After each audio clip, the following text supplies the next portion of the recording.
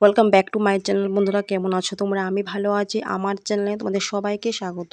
তো দেখো বন্ধুরা, আজকে কিন্তু আমরা আবারও আই পড়ছি একটা বউভাতের নিমন্ত্রণের মধ্যে। তো আমি, আমার বর, এই যে দেখো আমার বর, তো আমার ছেলে আইছি, আর এই যে দেখো আমার মা। তো আজকে কিন্তু প্রথম তোমরা আমার মারে দেখাইছি আমার ভিডিওর মধ্যে। তো আমরা আইছি কিন্তু আমার মানে বৌদির ভাইয়ের বউভাতে। তো আমার মাও আইছে, বৌদি ভাই সবাই আইছে।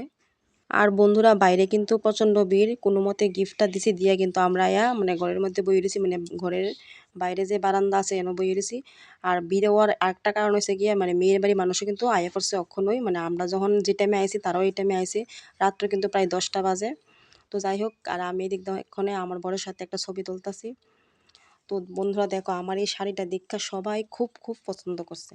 তো আমারও পছন্দ, সবাই পছন্দ করছে দেখে আমারও খুব ভালো লাগছে। শাড়িটা পরে না যাক, ভালো লাগছে, সবাই যেহেতু পছন্দ করছে। তো তোমরা কাছে মানে কেমন লাগছে অবশ্যই বন্ধুরা কমেন্ট করো।